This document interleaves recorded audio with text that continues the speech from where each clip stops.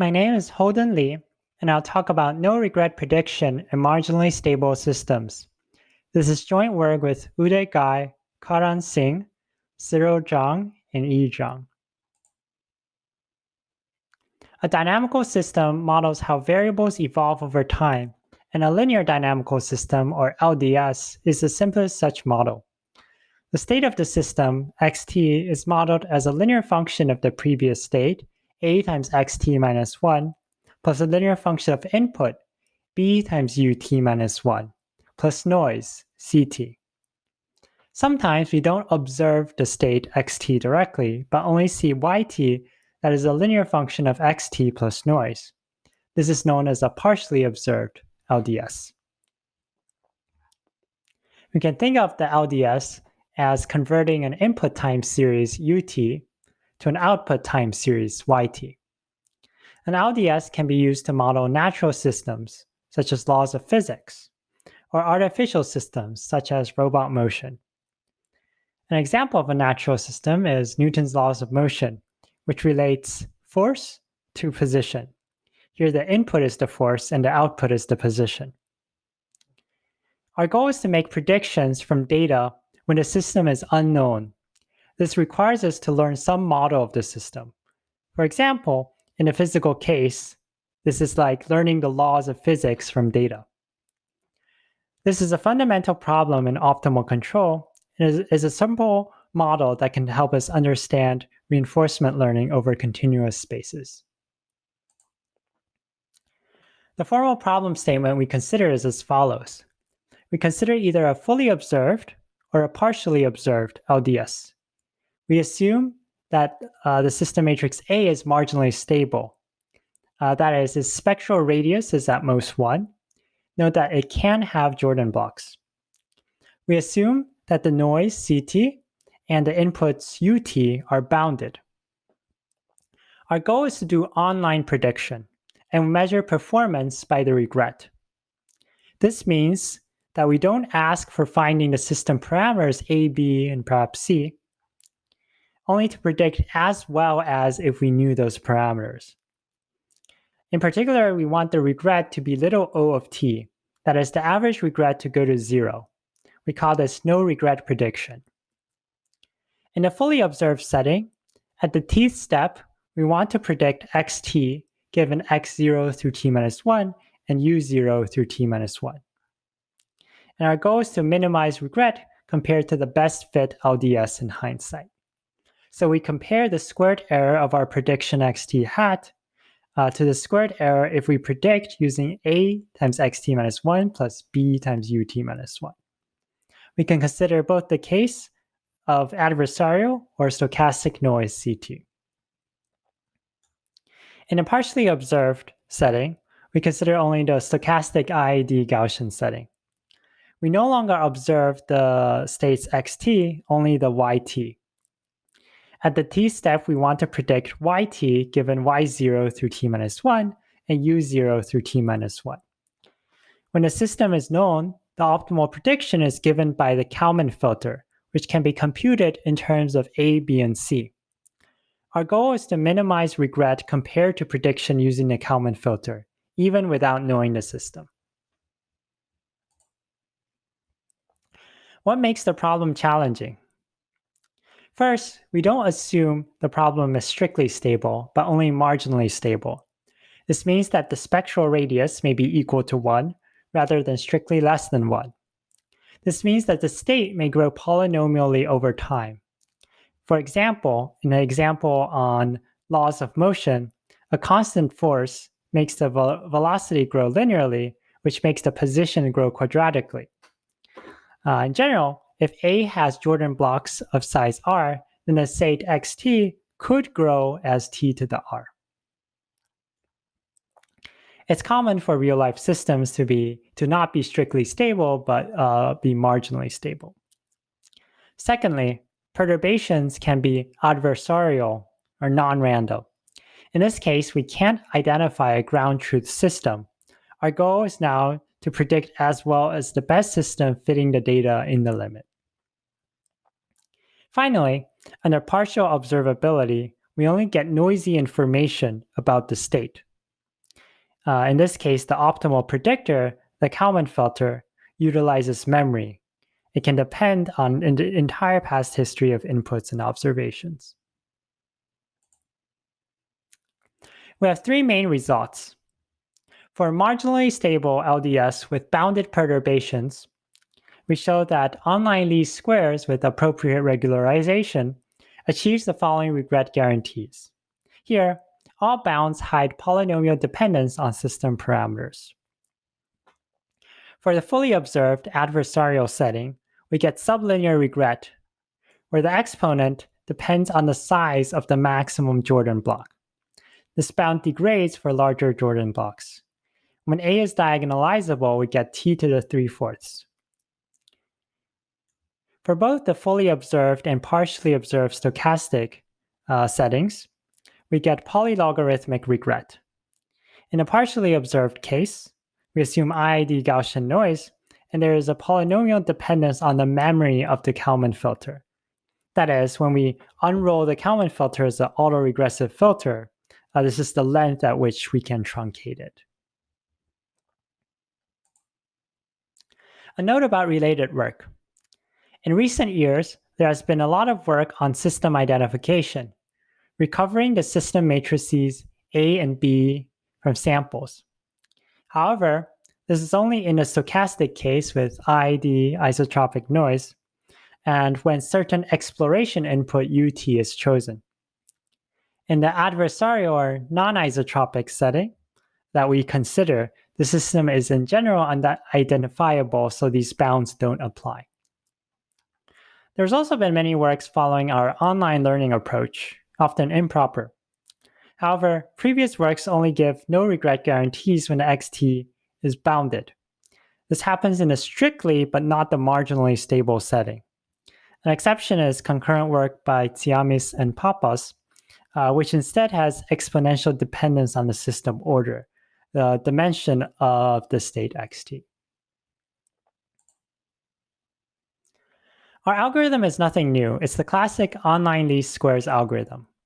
However, as we will see, existing analyses don't suffice for our problem. Online learning of LDS is a special case of the online least squares problem, which is when at each step we are given xt in R to the m, and we want to predict yt in R to the n. We predict yt hat as some matrix xt, at times xt. Our goal is to predict as well as the best matrix A in hindsight, minimize the squared error we incur versus the squared error incurred by predicting with A times xt. The algorithm is to do an online least squares regression with all the previous data at each step with appropriate regularization. A classic theorem says that the regret of this algorithm is given by the maximum prediction error, yt minus atxt norm squared, times the log t term.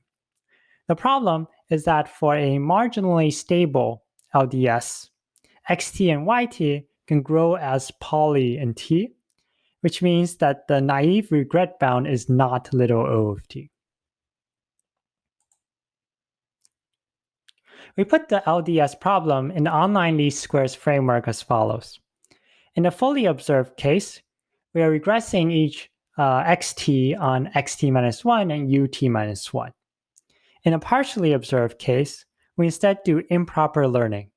We predict by autoregressive online least squares, regressing yt on the previous observations yt minus 1 through t minus l, and ut minus 1 through t minus l, where L is the memory of the associated Kalman filter. The main challenge in obtaining a regret bound is that the classical bound has a maximum prediction error term, which naively could be polynomial in t. The main observation is that a large input xt is not a problem if we have already seen many inputs in that direction. We formalize this using the notion of anomaly freeness.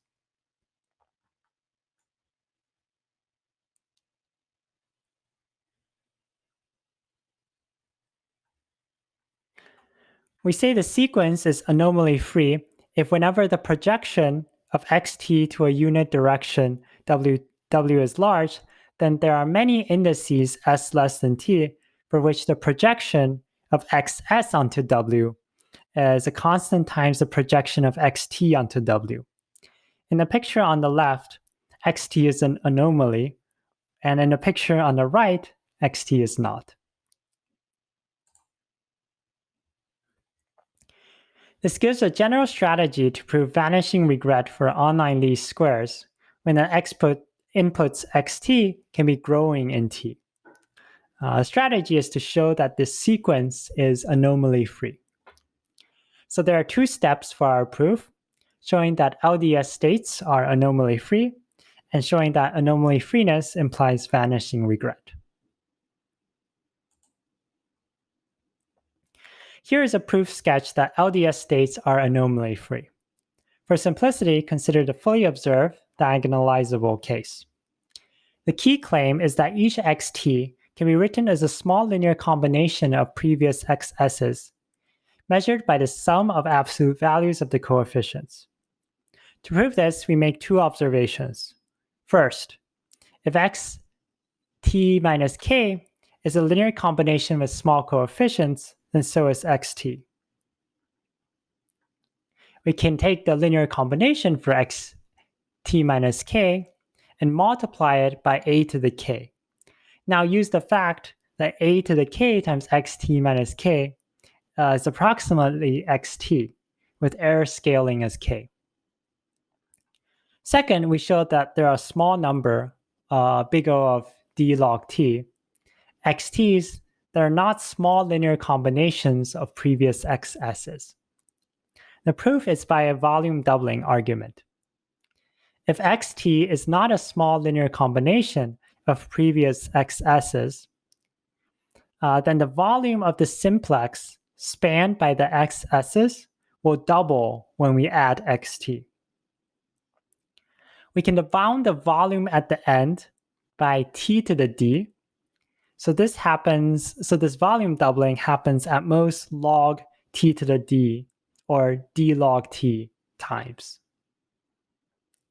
Combining the observations, we get that for any t, there exists k equals big O of d log t, such that xt minus k is a small linear combination. Then by the first observation, xt is a slightly larger but still small linear combination. We showed that each xt can be written as a small linear combination of previous xs's. Now taking the dot product of both sides by w, we get that if w dot xt is large, then some w dot xs is large. However, this argument only gives us one s for which w dot xs is large. It turns out that we can repeat this argument for a squared, a cubed, and so forth to get many xs's with large projection. Technically, we also need to control overcounting. The second step is showing that anomaly freeness implies vanishing regret. By solving the linear regression, we can get an explicit expression for the prediction error. The idea is that although xt can get large, if we have previous xs's that are large in the same directions, then the largeness of xt will be canceled out by this matrix inverse. In a stochastic setting, we can instead use self-normalized martingale bounds to get a smaller regret. In conclusion, we get the first no regret guarantees for marginally stable LDS. In a fully observed adversarial setting, we get sublinear regret, and in both the fully observed and partially observed stochastic setting, we get polylogarithmic regret. To prove this, we introduced the new technique of using anomaly freeness to establish regret bounds for online least squares. Some open questions are the following. What's the optimal rate in the adversarial setting? We don't know if this rate here with the dependence on the size of the Jordan block is tight. What about the partially observed setting under non-Gaussian noise. Finally, in a partially observed setting, can we get bounds depending on the system order rather than the memory of the Kalman filter?